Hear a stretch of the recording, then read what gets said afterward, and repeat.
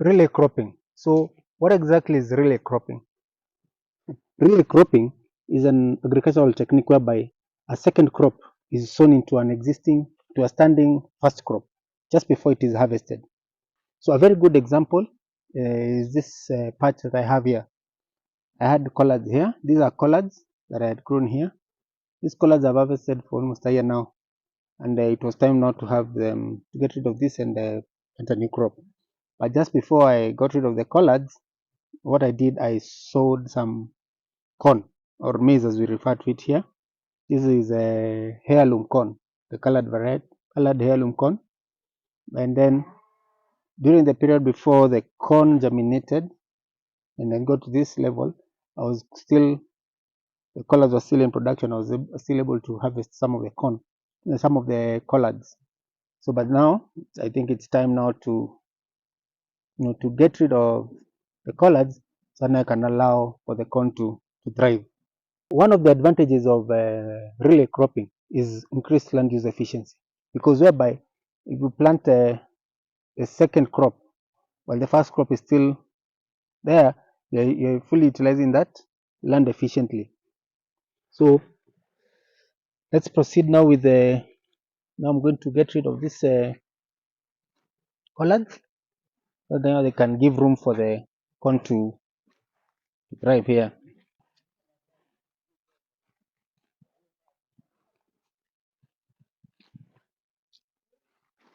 So the other advantage that you get from practicing relay cropping is enhanced soil health, due to the fact that we are going to be having continuous crop cover. So this enhances, the organic matter in the soil, due to the fact that there's always a crop cover on the land. So due to the fact that now there is always a continuous crop cover, this will help to reduce soil erosion, and it will improve the structure of the soil, and at the same time promoting the buildup of organic matter. So the other advantage you get from relay cropping is diversification of income. A good example is on this patch here, whereby I had some collards which I was still harvesting. Then I sowed the corn. So as the corn was coming up, I was still harvesting the collards and they were generating some income. So now you see you get that diversification of income, depending again on the crops that you have.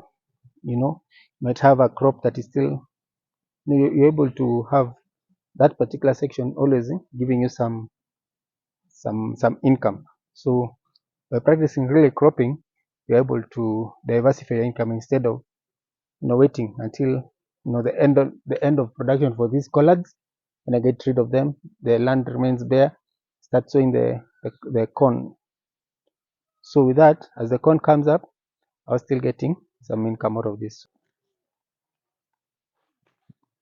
Well, the other advantage that you get is reduced disease and pest pressure, because now due to the diversification of the crops that you do, it gets to interfere with the cycle of some of the pests and diseases, because as you do practice the relay cropping, you check out the crops that you plant. Some might complement each other, because this is a form of companion planting. So some might complement each other and be able to, this diversification, it affects the life cycle of some of these pests and diseases. And as a result of that, you end up with healthier crops.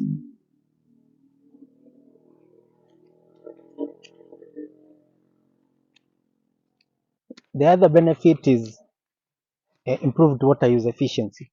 So if you strategically time your second crop, that will go a long way in helping out with the managing of stress. Especially a good example is like on this patch here, when I sowed this corn, it was still during the dry period.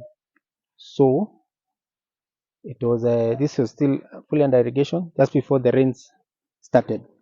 So now I was utilizing the water, because now I had to still water these collards, to ensure that the collards are doing well. I had to still water. So the watering for the collards is what was also the same time I was watering the the corn, and that gives the corn a very good jump start. But now that the rains have started, it's now the corn has already sprouted and it's already almost knee high. Now with the once with the rains now, it will really now boost the growth of this corn.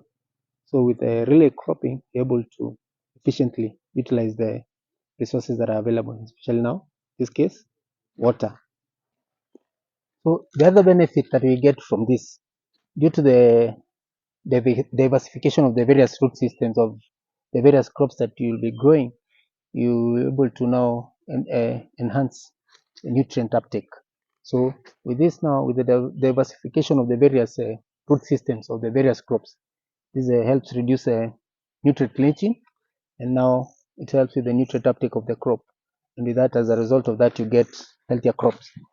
Again, by practicing relay cropping, you're able to mitigate the impacts of climate change, because by practicing this, you're able to provide a more stable and resilient agricultural system. So by trying to practice this, you're able now to easily mitigate the impacts of climate change. In as much as there are so many advantages of practicing relay cropping, there are some disadvantages, or rather some challenges that you may encounter as well. And one of them might be increased labor requirements. Of course, there is that precise, you required to have that precise timing for when to sow the seed and when to harvest the first crop. So with that, there may be some need for increased labor requirements. So that may be one of the challenges that you may face while trying to practice this method of farming, that is relay cropping. The other challenge may be competition for resources, because see, both crops are at the same time, so they may be competing for the resources that are available. For example, the water, the nutrients, the sunlight. So if you don't do your timing right, you need to be really careful when you're doing your, how you set up, how you start your relay cropping, in such that ensure that there is no competition for resources. Depending on your specific agrogeological conditions, you might also be limited to the crops that you can grow, because not all crops are compatible. So if you want to practice this method, again, you'll be able, there are some limitations to the crop combinations that you can have, because you also need to be careful. You don't introduce, you have the issue of crop rotation. You cannot plant similar crops of the same variety, same family. So there might be, you might have that limitation of the various crop combinations. Some, of course, how the crops grow, the canopy, whether it's able to introduce a new crop when this other, before this one is harvested. So with that, there's a limitation of the combination. So some crops maybe you may want to grow, you may not be able to practice, or rather grow them using this particular method. Well, to be able to successfully implement this relay cropping, you need to carefully consider some factors.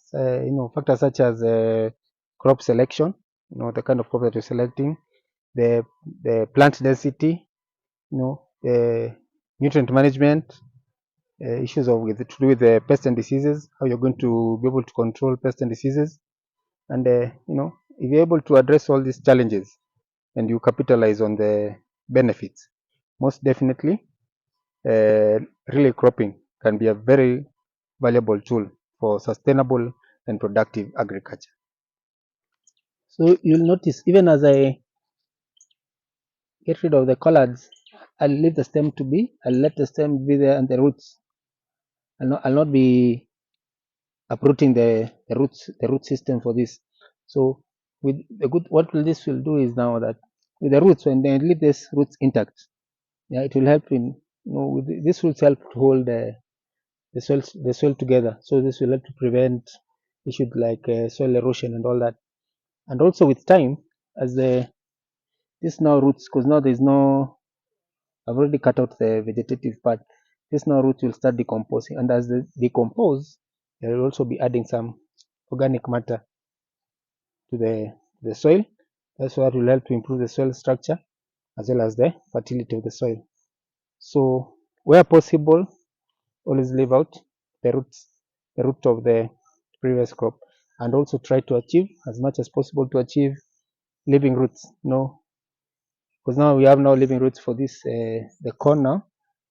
Roots are living, and then now for the collards, now these roots are going to start now decay.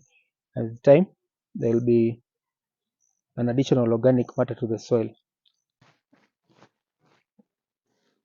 So well, I'm done with the trimming of the collards. So what we'll do is this will not go to waste. This I'm going to feed to the chicken, and then later, of course, the chicken now will be able to provide manure for the farm. So, and that's the manure that I use. I incorporate now together with the waste that I get from the farm, the other plant waste, the kitchen waste, that chicken manure, wood shavings and weeds, all that green matter, and be able to create some very good compost which now is later integrated into the soil, and now we have that nice organic matter introduced back to the soil. So this is now going to go to chicken, and later on I'll be able to be getting some manure. So that's more like it. That's all about relay cropping. May consider doing that, and then see how it goes. This is something I'm also learning. I'm still going through the trenches to see the plant combinations that I require. So still a learning curve, and then hopefully with time we're able to get the right path. Thank you so much for watching. Till the next one, happy farming.